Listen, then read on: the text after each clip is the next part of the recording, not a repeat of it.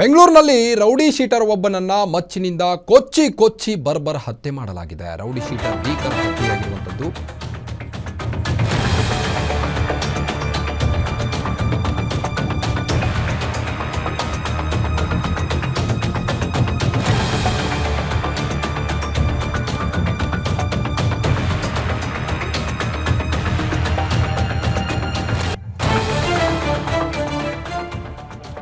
ಬೆಂಗಳೂರಿನಲ್ಲಿ rowdy sheeter ಒಬ್ಬನನ್ನ ಭೀಕರವಾಗಿ ಹತ್ಯೆ ಮಾಡಲಾಗಿದೆ.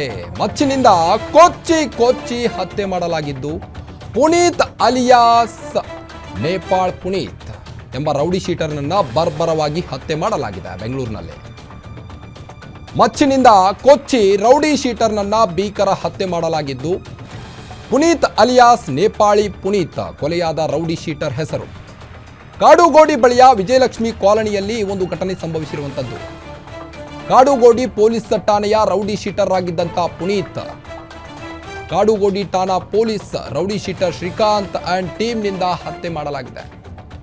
ಘಟನಾ ಸ್ಥಳಕ್ಕೆ ಕಾಡುಗೋಡಿ ಪೊಲೀಸರು ದೌಡಾಯಿಸಿದ್ದು ಪರಿಶೀಲನೆಯನ್ನ ಕೂಡ ನಡೆಸಿದ್ದಾರೆ.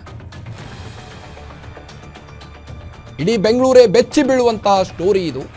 ಮಚ್ಚಿನಿಂದ ಕೊಚ್ಚಿ ರೌಡಿ ಶೀಟರ್ನನ್ನ ಭೀಕರವಾಗಿ ಹತ್ಯೆ ಮಾಡಲಾಗಿದೆ. ಪುನೀತ್ ಅಲಿಯಾಸ್ ನೇಪಾಳಿ ಪುನೀತ್ ಎಂಬಾತನನ್ನ ಮಚ್ಚಿನಿಂದ ಕೊಚ್ಚಿ ಕೊಲೆ ಮಾಡಲಾಗಿದೆ.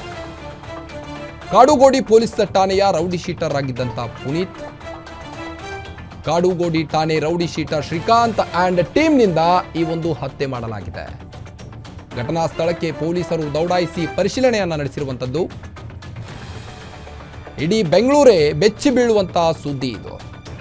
ಮಚ್ಚಿನಿಂದ ಕೊಚ್ಚಿ ರೌಡಿ ಶೀಟರ್ನನ್ನ ಭೀಕರವಾಗಿ ಹತ್ಯೆಗೈದಿದ್ದಾರೆ. ಕಾಡುಗೋಡಿ ಬಳಿಯ ವಿಜಯಲಕ್ಷ್ಮಿ ಕಾಲೋನಿಯಲ್ಲಿ ಈ ಒಂದು ಘಟನೆ ನಡೆದಿರುವಂಥದ್ದು. ದೃಶ್ಯದಲ್ಲಿ ನೀವು ಗಮನಿಸಬಹುದು.